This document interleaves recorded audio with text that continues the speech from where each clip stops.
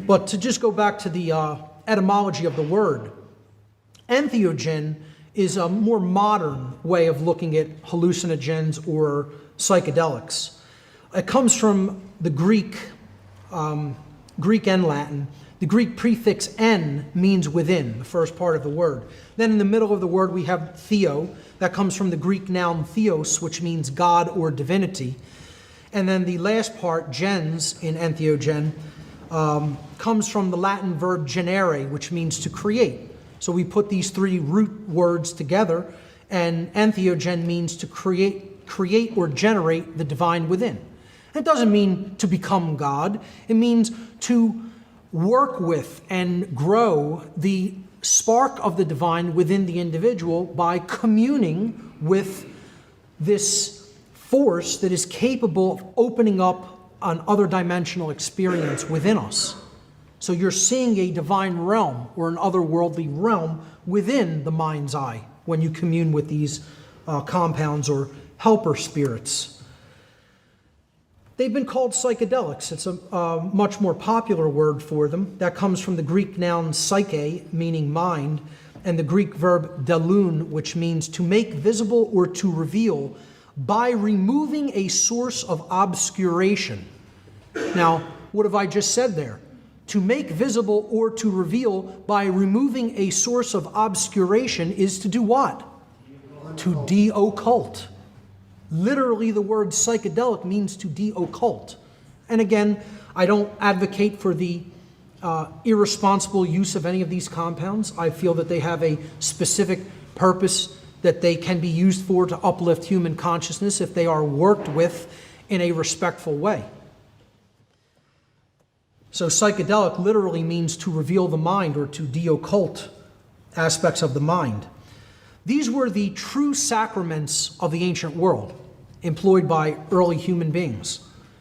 The word sacrament comes from the Latin adjective sacrum, which means sacred or holy, and the Latin noun mens mentis, which means mind, where we get the English word mental from. Again, a sacrament is something that is capable of helping us to foster a holy mind or a sacred mindset. That's why the sacraments of the ancient world were active ones. They were active compounds that were given to the congregation or the initiates of the shamanic tradition. Now, in today's religion, it has become an esoteric religion, a fragmentary memory of true shamanism of the past, of the ancient world, and we now have inert sacraments that are often given to religious congregations, which don't actually provide any different or mind-altering state of consciousness.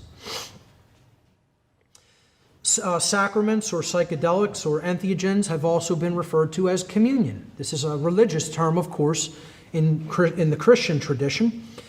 It comes from the Latin preposition com, which means together, and the Latin verb munere, which means to build or to strengthen or to fortify or to protect. So when we look at the word tradition, etymologically, it actually means to build together. And that's what communion within a community will help you to do. It'll help you to build strength together and to come into a state of protection by understanding morality and natural law. And finally, these compounds were simply referred to, probably the best word you could refer to them as, medicines, because they're true medicines, especially cannabis. You know, and that's something people really need to do their homework about and then spread that information to a lot of other people. Cannabis is one of the most potent medicines, particularly just about for curing any chronic ailment, but particularly for healing cancer of all kinds.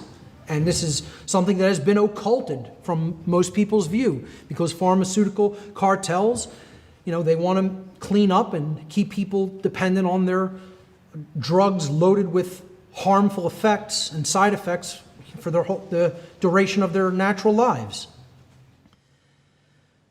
A real medicine, the word medicine comes from the Latin noun medi, which means the middle, the center, or the balance point, and the Latin noun sinus or kinus, which means ruin, destruction, or chaos. So when we put these together, what a medicine does is it brings balance to ruin. It brings balance to that which once was in ruin. Is that not what a true medicine is supposed to help us to achieve?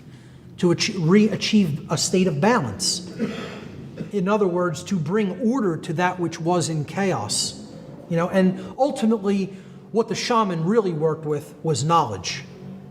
Okay, that's the most important thing that can bring balance back to a society that is in ruins, or to bring order back to a society which was in chaos.